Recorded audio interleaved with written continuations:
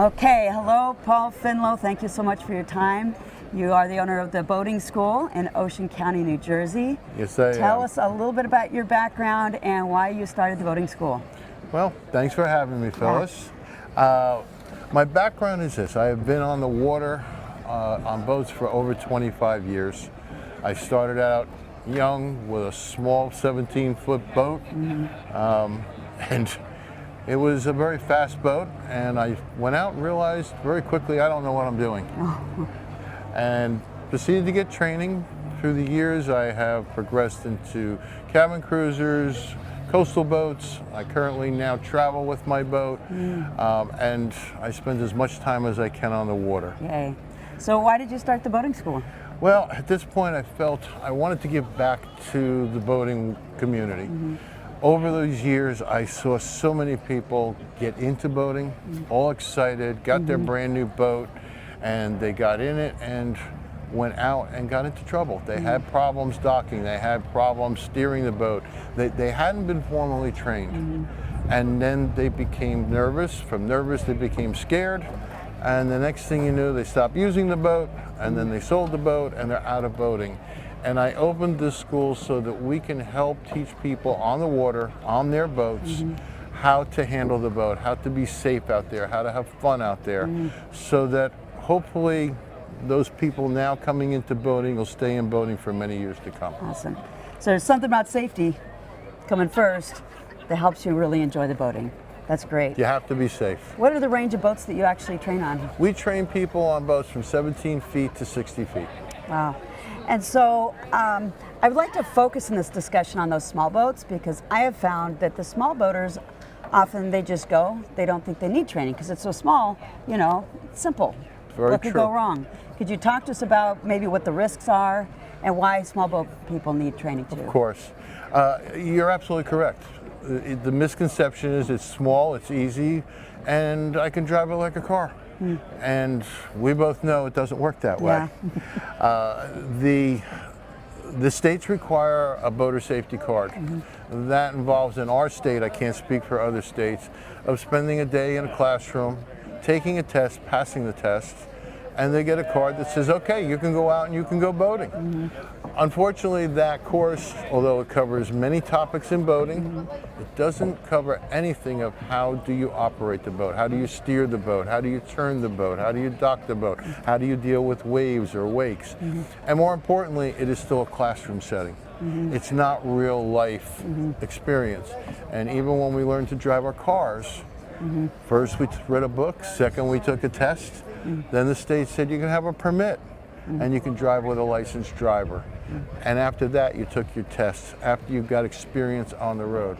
And that's where we fill that gap. You need to get experience out there on the water, dealing with the different conditions and getting comfortable with handling the boat. Awesome, great. I've noticed in the Coast Guard statistics, which I look at every year, that it's the people in the small boats that has the highest level of fatalities and accidents and injuries. You mentioned a statistic to me. Can you share that with me? Yes. 75%? Yes. Of the Coast Guard statistics, of the deaths recorded by the Coast Guard, 75% of those deaths were directly related to an operator who had not received formal training. That's a staggering number that if they had received training, maybe those tragedies wouldn't have happened. All right. Okay, so tell us a little bit about what you train people in. What do they need to know to operate a small boat? All right. Well, we have two programs. We have a modular program. It's 4 modules, 4 hours per module, 16 hours of total training of how to properly balance the load of a boat. In a small boat, that's critical. Fueling your boat, what safety equipment should be on the boat, how to have that boat prepared for being on the water. From there, we take you to low-speed maneuvers of how to keep the boat straight, how to keep the boat at low speed moving forward, aft, and then pivot turns. From there we move into docking, which is usually the big one. Yeah, that's the big one for everybody. They all need that one, and how to pivot turn the boat and bring that boat into a slip comfortably and easily. And then our modules continue on to getting at speed and understanding how to deal with waves, wakes, collision avoidance, man overboard, we get into navigation and using your chart plotter and understanding what that chart plotter is telling them. And then we continue on to higher sea conditions, such as inlets and dealing with following seas and all. And that takes you from start to finish. At the end of that program, our students will have a basic knowledge of all the skill sets they need to get out there and now work on their craft. Yeah. We also do a custom program where we have people who just want to learn certain things, and we'll put a program together for them. Yay. And one of the crucial things I think about what you do as a boating school is that you're training people on their boat, yes? That is correct. And what's the value of actually training on your own boat? I have a firm belief, especially in the case of a new boater, that you should be learning how to operate your boat.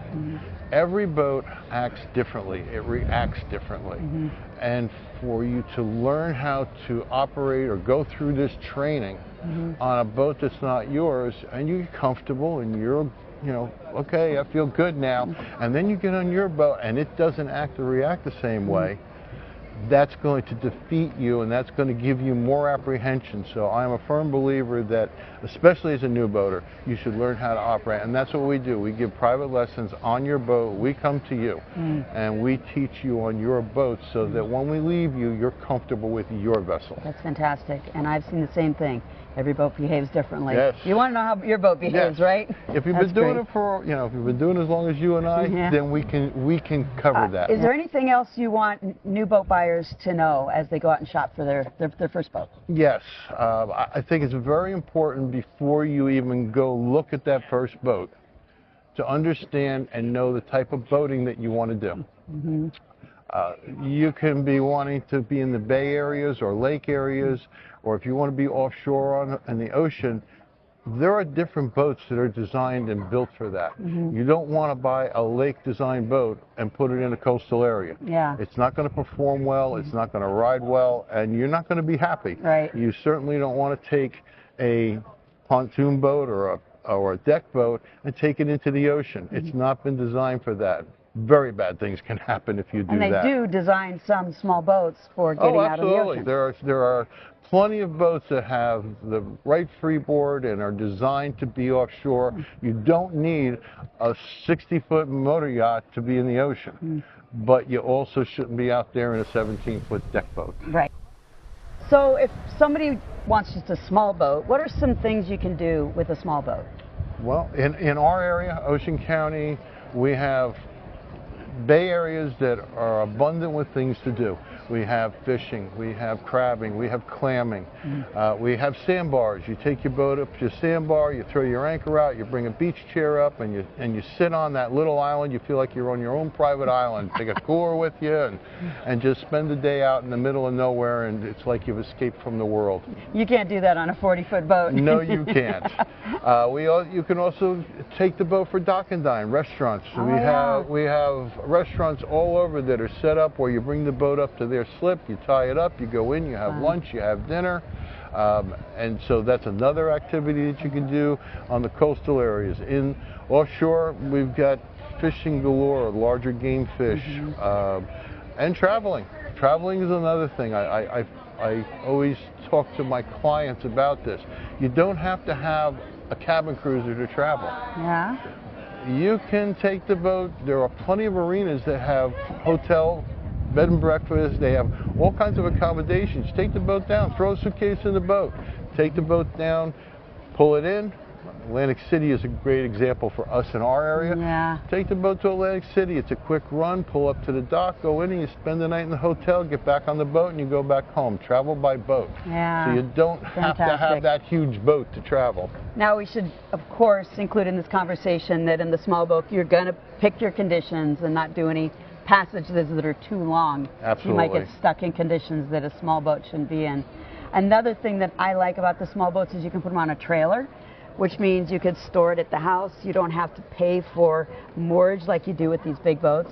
And speaking of travel, you can put it on that trailer and go anywhere you want, throw it in the water, and you're a whole nother boating area. Absolutely. Put it on a trailer, splash it in the water, spend the day, put it back on, and take it home. That's awesome. And then you have all kinds of places you can go. This sounds really fun. Any last words you want to share with our boat buyers? Yes. For all boaters who are getting into boating for the first time, the states all require a boating certification course, or I should rephrase that. My state requires it. I believe all other states do. Most of them do. It's going to involve you spending a day and taking a course, taking a test and passing the test. But that is the first step of your boating education. That is going to give you some basic knowledge of the waterways and aids to navigation and some safety, but it does not teach you how to drive a boat. It doesn't teach you about how to dealing with the conditions. So I strongly suggest anyone get into boating should have someone who is truly knowledgeable of how to properly operate and handle a boat, whether it be a friend, whether it be a family member, an associate at the marina who says they'll help you. As long as you know they are qualified and know how to handle a boat to show you and spend time with you on the water, real live on the water. You can't learn to drive a boat in a classroom. Right. And then should you not have a person, that's where the boating school comes in. The boating school is there for you if you do not have access to someone who can spend time with you and get you up to speed so you can be safe, comfortable, and have a good time out there. Awesome. Well, thanks again for your time. Thank you, Phyllis. On this beautiful place in Annapolis. And at the boat show. We're at the sailboat show, but of course we just had the powerboat show too. Well, and you guys specialize in the powerboats, and that's awesome. I specialize in powerboats, but we're all boaters. Yes. And we're all out there together. Great.